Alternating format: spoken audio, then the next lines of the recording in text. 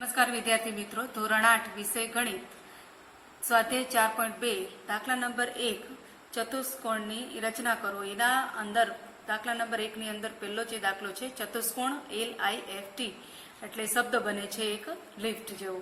હવે અહીં માપ આપેલા છે. LI બરાબર 4 સેમી છે, IF બરાબર 3 સેમી છે, TL બરાબર 2.5 સેમી છે અને LF બરાબર 4.5 સેમી છે અને IT બરાબર 4 સેમી છે. આપણે સૌથી પહેલા અહીં કાચી આકૃતિ દોરી લીધી છે અને એ બધાના માપ આપી દીધેલા છે LIFT એ મુજબ. હવે આપણે અહીંયા કને આ ચતુષ્કોણની રચના કરવાની છે. તો કઈ રીતે તમને અગાઉ મેં પરિકર વડે ને સ્કેલ વડે બતાવેલું જ હતું. હવે આપણે રચનાના મુદ્દા જોતા જોઈએ અને ચાપ ક્યાંક કેવી રીતે મારેલી છે જોતા જઈએ. એટલે પહેલું જ આપણો જે મુદ્દો છે કે 4 સેમી લંબાઈનો રેખાખંડ LI દોરવો. એટલે આપણે અહીં 4 સેમી નો રેખાખંડ આ LI દોરી નાખ્યો છે.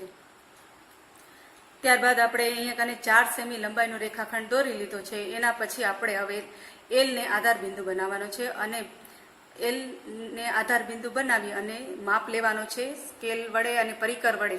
2.5 સેમી ત્રિજ્યા લઈ એક ચાપ દોરવાનો છે. એટલે આપણે અહીંયા આધાર બિંદુ બનાવ્યો અને અહીંયા કને એક ચાપ દોરેલું. બરાબર. હવે આ I કેન્દ્રને પાછું શું કરવાનું, I કેન્દ્ર બનાવવાનું છે, આધાર બિંદુ બનાવવાનું છે અને પરિકર વડે આપણે 4 સેમી ત્રિજ્યાનો ચાપ એવો દોરવાનો છે કે અગાઉના ચાપને એ છેદે. એટલે આપણે અહીંયા કને પરિકર રાખી અને પછી અહીંયા કને આપણે એક અગાઉનો છે એટલે પહેલા જે ચાપ લીધેલો હતો એ ચાપને એને છેદ્યું. એ રીતે અહીંયા આપણો એક ટી મળી જાય છે. અહીંયા મધ્યબિંદુ આપણે ચાપ મારેલો એટલે આ મધ્યબિંદુને આપણે જે બિંદુ મળેલું છે, ચાપનો મુખ્ય મુદ્દો મળેલો છે એને નામ આપી દીધું છે ટી. હવે આપણે શું કરવાનું છે તો કે L કેન્દ્ર, ફરી પાછું L કેન્દ્ર લઈ આધાર બિંદુ બનાવી અને 4.5 સેમી ત્રિજ્યાવાળો એક ચાપ ફરી દોરવાનો છે સામેની બાજુ. એટલે હવે આપણે L આધાર બિંદુ બનાવ્યું અને એ અહીંયા આપણે એક ચાપ દોર્યો. એ કેટલા સેન્ટીમીટરનો છે તો કે 4.5 સેન્ટીમીટરની ત્રિજ્યાવાળું છે. ત્યારબાદ ફરી આપણે I ને આધાર બિંદુ બનાવશું અને 3 સેન્ટીમીટર ત્રિજ્યાનો ચાપ દોરશું. કેવી રીતે તો કે આ અગાઉ જે ચાપ લીધેલો છે 4.5 સેન્ટીમીટર વાળો એને છેદે એ રીતે આપણે 3 સેમીનો ચાપ અહીંયા છેદે એ રીતે લીધેલો છે. જેથી કરીને આપણે છેદ બિંદુને નામ આપી દીધું છે F. એટલે આપણે આ આખું રેખાખંડ તૈયાર મળી જાય છે. એટલે આપણે મળે છે રેખાખંડ LT, રેખાખંડ IF, રેખાખંડ FT અને IT.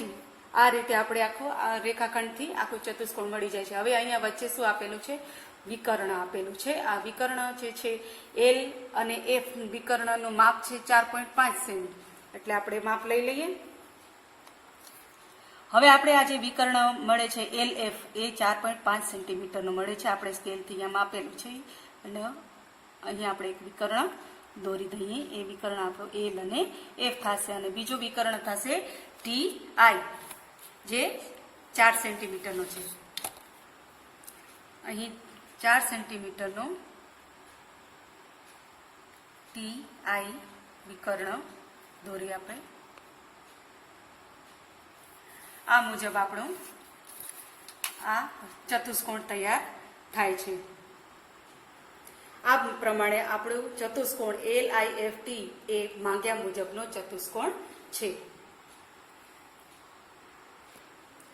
હવે આપણે સ્વાધ્યાય 4.2 નો ત્રીજો દાખલો છે કે સમબાજુ ચતુષ્કોણ BEND એટલે બેન્ડ બને છે શબ્દ અને એનું માપ આપેલું છે BN બરાબર 5.6 સેમી અને DE બરાબર 6.5 સેમી. હવે આપણે કાચી આકૃતિ દોરેલી છે. કાચી આકૃતિ છે ચતુષ્કોણની છે પણ થોડી અલગ છે અને એને આપણે નામે આપી દીધેલું છે કે અહીંયા BEND એ રીતે નામ આપી દીધેલું છે. હવે આ જે વચ્ચેની જે મધ્યરેખા છે કે આ જે સમબાજુ ચતુષ્કોણના વિકર્ણો પરસ્પર કાટખૂણે દુભાગે છે. આ જે કાટખૂણે દુભાગે છે. હવે આ આકૃતિની અંદર સમબાજુ ચતુષ્કોણ બેન્ડના વિકર્ણો રેખાખંડ DE અને BN આપણે દોરવાનું છે. હવે આપણે સૌથી પહેલા તો રેખાખંડ DE દોરી દઈએ જેથી કરીને આપણે BN નું માપ મળી જાય. એટલે આપણે અહીં પાકી આકૃતિની અંદર રેખાખંડ D અને E લીધેલા છે. હવે અહીં તમને આ ચાપ મારેલા દેખાય છે. એ ચાપ મેં કેવી રીતે લીધા છે તો કે આ અંદાજે લીધેલા છે કે આ રેખાખંડ DE છે એના રેખાની અંદર, રેખાખંડની અંદર જે મધ્ય ભાગ છે વચ્ચોવચ્ચ એક બિંદુ લીધેલું છે અને આ બિંદુને લઈ અને મેં અહીં અંદાજિત માપ લઈ અને ચાપ મારેલી છે. એટલે આ રીતે ચાપ મારી છે. એવી જ રીતે અહીંયા મેં ચાપ મારેલી છે. હવે પાછું આપણે આ સાઈડનો ચાપ મારવાનું છે. એટલે પહેલા થોડોક મોટો કરી નાખશું, પરિકરને મોટું કરી અને આપણે પહેલા અહીંયા એક ચાપ મારેલી છે. એવી જ રીતે આ ચાપને છેદે એ રીતે આ સાઈડના આધાર બિંદુ બનાવીને અને બીજી ચાપ મારેલી છે. એવી જ રીતે અહીં નીચે કરવાનું છે. નીચેની સાઈડ પણ એ રીતે જ આપણે કરેલું છે.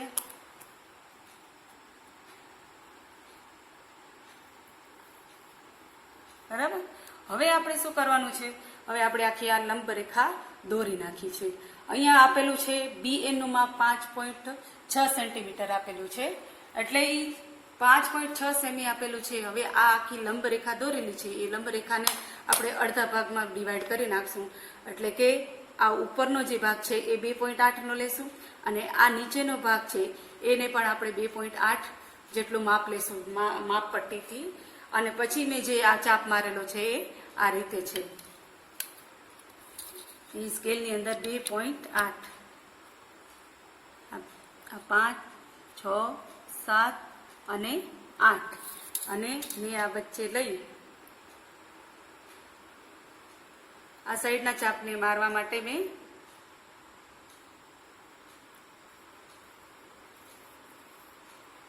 અને ત્યારબાદ એ જ રીતે નીચેની સાઈડ પણ આપણે એક ચાપ મારી દીધેલી છે. હવે આપણે શું કરવાનું છે? આ રેખાખંડને જોડી દેવાના છે. હવે આ છેદ બિંદુઓ છે આ જે છે એને આને ડી સાથે જોડી દેશું.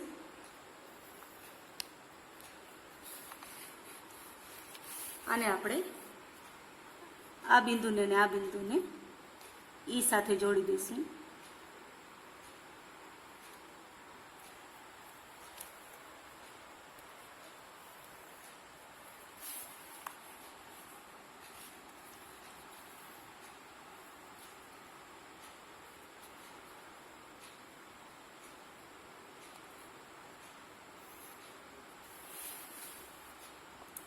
ઈને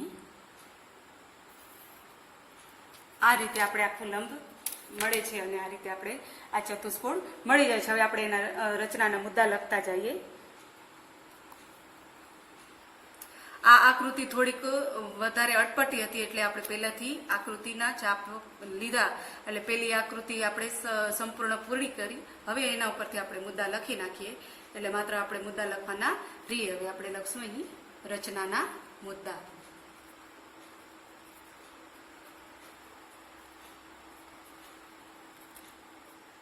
તો પેલો જ આપણે શું લીધું હતું? રેખાખંડ ડીઈ લીધેલું છે. એટલે રેખાખંડ ડીઈ કેટલા સેન્ટીમીટરનો છે? તો 6.5 સેમી લંબાઈનો રેખાખંડ દોરો.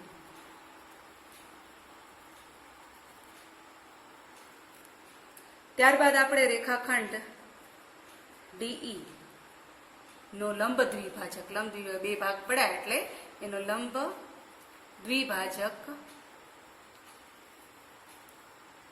કિરણ XY દોરો. એટલે આપણે અહીંયા કિરણ X અને Y. હવે આપણે અહીંયા કને ફરીથી પાછું જોઈ લઈએ કે રેખાખંડ DE બરાબર 6.5 સેમી લંબાઈનો આપણે રેખાખંડ દોર્યો. ત્યારબાદ હવે રેખાખંડ DE નો લંબ દ્વિભાજક રેખા XY દોરો. અથવા આપણે એને ટૂંકમાં પણ એમ કહી શકાય કે રેખાખંડ DE ને મધ્યમાં દુભાગે, એટલે કે આ મધ્યની અંદર દુભાગે, છેદે, દુભાગે એટલે છેદે એ રીતે લંબ દ્વિભાજક દોરો. એ રીતે લંબ દ્વિભાજક દોરો. બરાબર, એટલે આપણે બે સરખા ભાગ કરીએ ને 2.8 2.8 એ મુજબ. ત્યારબાદ 2.8 સેમી ત્રિજ્યાવાળો ધરાવતી ચાંપ લંબ દ્વિભાજક પર રચો.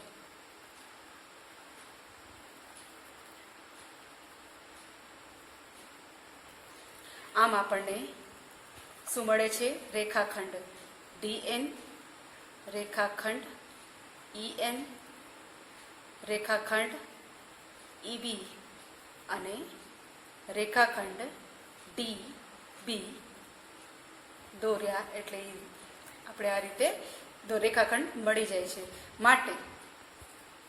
માટે આમ ચતુષ્કોણ BEND એ માંગ્યા મુજબનો ચતુષ્કોણ છે.